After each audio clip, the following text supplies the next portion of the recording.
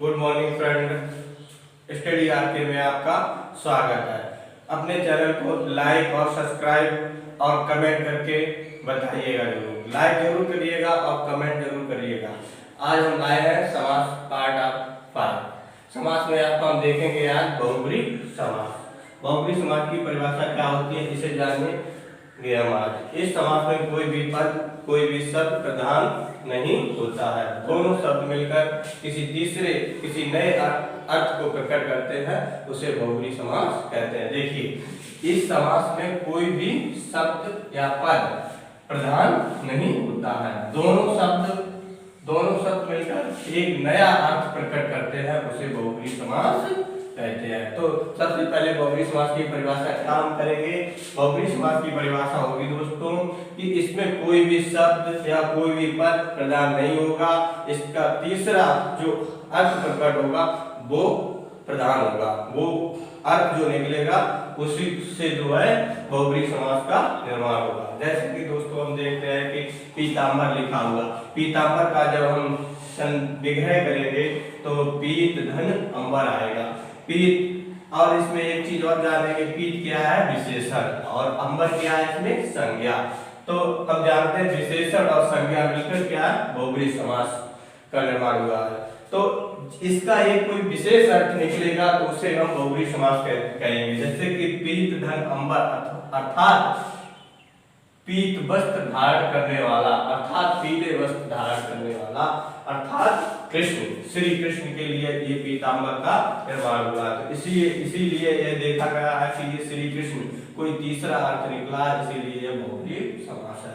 आगे देखते हैं, जैसे कि दशानन, दस है आनंद जिसके, इसमें कोई तीसरा अर्थ निकल रहा है। जैसे कि दस सिर किसके थे, 10 सिर किसके थे रावण के, अर्थात रावण।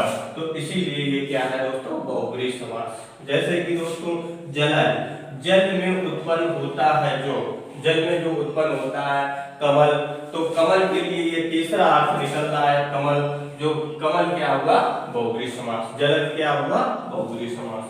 ऐसे बहुब्री समास को जैसे कि मीठ बोला, मीठी है बोली जिसकी, अर्थात विशेष व्यक्ति, जिसकी बोली क्या है मीठी। मीठी बोली हर किसी को तो होती नहीं है, कोई विशेष ही व्यक्ति होगा, इसीलिए ये क्या हुआ दोस्तों बहुब्री समास। इसी तरीके से लंबोदर, लंबा है उदर जिसका, अर्थात गणेश। ये उदर किसका लंबा है गणेश जी का, तो ये गणेश जी के लिए बात कही गई है, इसीलिए क्या हो गया बहुब्री समास। क्योंकि इन दो शब्दों से मिलकर तीसरा अर्थ निकला। लंबा इसमें क्या है विशेषण और लंब धन उदर, उदर इसमें क्या है संज्ञा, इसीलिए लंबोदर, लंबा है उदर जिसका, अर्थात गणेश। तो गणेश के लिए क्या हुआ अब ये लंबा उदर जिसका बहुब्री समास, क्योंकि इसमें क्या है दोनों पद मिलकर किसी तीसरे पद की तरफ अर्थ निकालना है। इसी तरीके से शूलपाण में जिसके, अर्थात शंकर। तो जानते हैं उदाहरण देके, मतलब शूलपाण, शूल है पाण जिसके, अर्थात शंकर। हम जानते हैं कि उदाहरण देके हमने पता किया कि ये बहुब्री समास है। बहुब्री समास को पहचानने का सिर्फ एक ही तरीका है, दोनों पद मिलकर किसी तीसरे पद की ओर इशारा करें, उसे बहुब्री समास कहते हैं। प्रथम पद और द्वितीय पद मिलकर क्या किसी तीसरे अर्थ को निर्माण करें तो उसे बहुब्री समास कहेंगे। आइए देखते हैं बहुब्री समास की परिभाषा क्या है। इस समास में कोई भी शब्द प्रधान नहीं होता है, दोनों शब्द मिलकर एक नया अर्थ प्रकट करते हैं, उसे बहुब्री समास कहते हैं। इसमें क्या है ये दोनों पद जो है प्रधान नहीं होंगे, कोई तीसरा पद प्रधान होगा तो उसे हम बहुब्री समास कहेंगे। जैसे कि देखिए हमने ये इनका विश्लेषण किया, इनका विग्रह किया, तो हमें क्या अर्थात में श्री कृष्ण निकल के आए, तो ये क्या बहुब्री समास के उदाहरण हुए। आइए हम और भी आपको बहुब्री समास के उदाहरण बताते हैं। आइए देखते हैं दोस्तों और बहुब्री समास के उदाहरण।